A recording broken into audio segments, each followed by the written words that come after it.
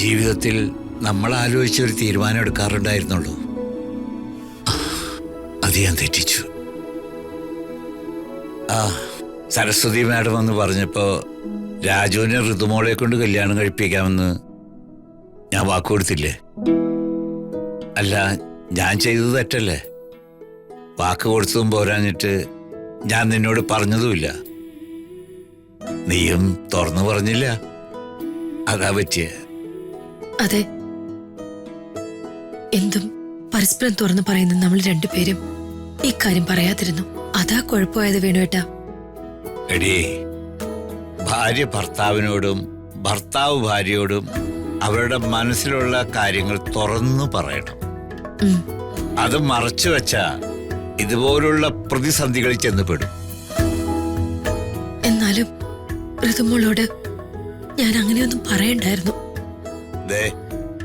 പിന്നെ അതിലേക്ക് തന്നെ വരുന്നു. ആ കൊച്ചു മനസ്സിൽ ഒന്നും സൂക്ഷിക്കുന്നവളല്ല, പഞ്ചപാവ. സ്വന്തം അമ്മയെ തിരിച്ചു കിട്ടിയ സന്തോഷത്തിലവള്. അതുപോലെ തന്നെയാടി ഞാനും. നീ പിണങ്ങി നടക്കുന്നൊന്നും എനിക്ക് സഹിക്കാൻ പറ്റില്ല. എന്നെ കൊല്ലുന്നതിന് തുല്യ. ഒരപേക്ഷയെ എനിക്ക് നിന്നോടുള്ളൂ. ഈ കുടുംബത്തിനൊരു താളമുണ്ട്.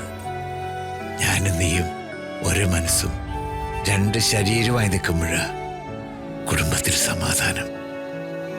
അത് നമ്മളെ വിട്ട് കളയരുത്. ഇല്ല വേണുവേട്ടാ.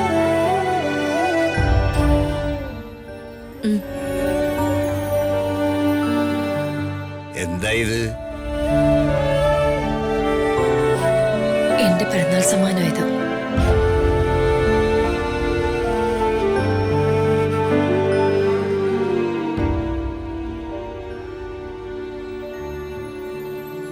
വേണുവേട്ടൻ ഇത് രാജുവിന് കൊടുക്കണം. അത് വേണ്ട, സമ്മാനം നീ നേരിട്ട് കൊടുത്താ മതി. അപ്പോഴവന് സന്തോഷാവാ. അത് വേണ്ട വേണുവേട്ടാ. നമ്മൾ അമ്പലത്തിൽ വെച്ച് ഒരു കാര്യം തീരുമാനിച്ചിട്ടില്ലേ വന്നത്? ഞാൻ രാജുവായിട്ട് മിണ്ടുന്നത് ആ ജയന്റെ അമ്മയെങ്ങനും കണ്ടാലോ? തന്നേക്ക്. ഇത് ഞാൻ തന്നെ നീ തന്നാണെന്ന് പറഞ്ഞു കൊടുത്തേക്കാം. അല്ല, ഇത് വാങ്ങാനുള്ള കാശ് എവിടുന്ന? അത് ഞാൻ നുള്ളിപ്പുറയ്ക്ക് സുരുക്കൂട്ടി വെച്ചതാ. അടുക്കളയിലും വെച്ചിട്ടുണ്ട് ചെറിയൊരു സമ്പാദ്യപ്പെട്ടി. ഇത്തരം സമ്പാദ്യങ്ങളുണ്ടെന്ന് ഭർത്താവിനോട് പോലും പറയരുത്. ഭർത്താവ് ഒരു ദരിദ്രവാസിയാണെങ്കിലോ? ആര് പറഞ്ഞു? എന്റെ ഭർത്താവ് അങ്ങനെ ഒരു ദരിദ്രവാസിയല്ലല്ലോ. അന്തസ്സും അഭിമാനവും ഏറ്റവും വലിയ സമ്പത്തായി കരുതുന്ന ആളല്ലേ. അതിലേറ്റവും കൂടുതൽ അഭിമാനിക്കുന്നത് ഈ ഞാനാ.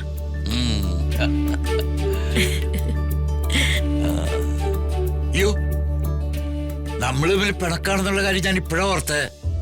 നീ ചെല്ല് ചെല്ല് ചെല്ല് ചെല്ല്. പോ വേണോട്ടാ.